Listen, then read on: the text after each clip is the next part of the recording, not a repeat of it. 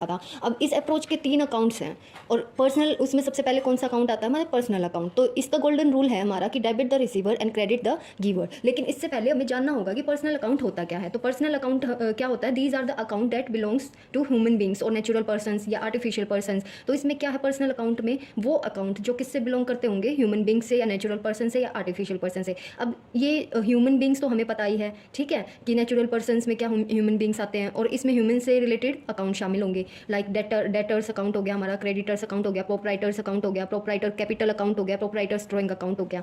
अब artificial person कौन से होते हैं, आर्टिफिशियल पर्सन कौन से होंगे हमारे, जो ह्यूमन बींग्स नहीं है, दे कैन लीगली और वर्क्स लाइक ह्यूमंस, ठीक है। तो उनकी क्या है, सेपरेट आइडेंटिटी होती है लोग की नज़रों में। जैसे हमारी क्या होती है, HUF हो गई, हिंदू अनडिवाइडेड फैमिलीज़ हो गई, या हमारी क्या हो गई, कोऑपरेटिव सोसाइटीज़ हो गई। कोऑपरेटिव सोसाइटीज़ होती है वो भी क्या होती है, हमारी आर्टिफिशियल होती है, आर्टिफिशियल पर्सन में आती हैं, ठीक है। Cooperative societies, association of person हो गए हमारे, या हमारी क्या हो गई, कंपनीज़ हो गई, या फिर म्यूनसिपल कॉरपोरेशंस हो गए हमारे। म्यूनसिपल कॉरपोरेशन भी क्या होंगे, आर्टिफिशियल होंगे। हॉस्पिटल्स, बैंकिंग सेक्टर्स, ये सारे क्या है हमारी आर्टिफिशियल, या गवर्नमेंट बॉडीज़ है वो भी आर्टिफिशियल पर्सन में, इनकी क्या होते हैं, ये अकाउंट आर्टिफिशियल पर्सन में आते हैं, ठीक है। फिर हमारा एक और पर्सनल अकाउंट में क्या होता है, रिप्रेजेंटेटिव पर्सनस भी होते हैं। और वो अकाउंट क्या होते हैं, इसमें वो अकाउंट शामिल होंगे पर्सन के अकाउंट, या फिर मतलब जो पर्सनस को रिप्रेजेंट करते हो, चाहे वो नेचुरल पर्सन हो या आर्टिफिशियल हो। जैसे कि जो वेजेस होते हैं, वेजेस आउटस्टैंडिंग एक्सपेंस अकाउंट हो गया, या फिर हमारी प्रीपेड रेंट अकाउंट हो गया, एक्रूड इंटरेस्ट अकाउंट हो गया, अनअर्न्ड कमीशन हो गया, ठीक है। तो वो क्या हो जाएंगे, हमारे रिप्रेजेंटेटिव पर्सन में इंक्लूड हो जाएंगे। अब आते हैं हम गोल्डन रूल पे।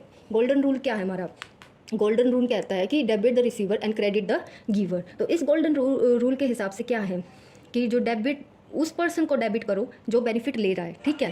तो डेबिट क्या होगा,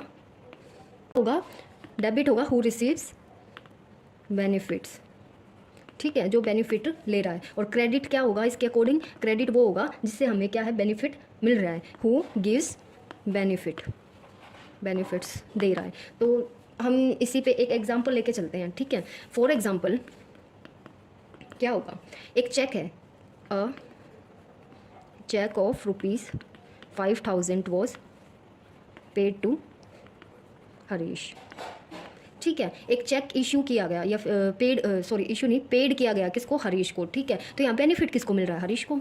हरीश क्या है, इसको क्या मिल रहा है, बेनिफिट मिल रहा है, ठीक है। बेनिफिट क्या मिल रहा है, बेनिफिट ये है कि इसको चेक मिल रहा है। और यहाँ चेक मिल कहाँ से रहा है, बैंक से। तो ये क्या है, बेनिफिट दे रहा है, ठीक है। ये क्या है, ये हो जाएगा डेबिट, ये हो जाएगा हमारा क्रेडिट। क्यों, इसको बेनिफिट मिल रहा है और बेनिफिट दे कौन रहा है, बैंक। तो यही तो सीखा था हमने उसमें कि जो पर्सन बेनिफिट ले रहा है, रिसीव कर रहा है, तो ये बेनिफिट रिसीव कर रहा है, तो ये क्या हो जाएगा, डेबिट हो जाएगा। और ये बेनिफिट क्या है, इसको दे रहा है, तो ये क्रेडिट हो जाएगा। तो यही रूल है कि जो benefit, debit the receiver, credit the giver, okay.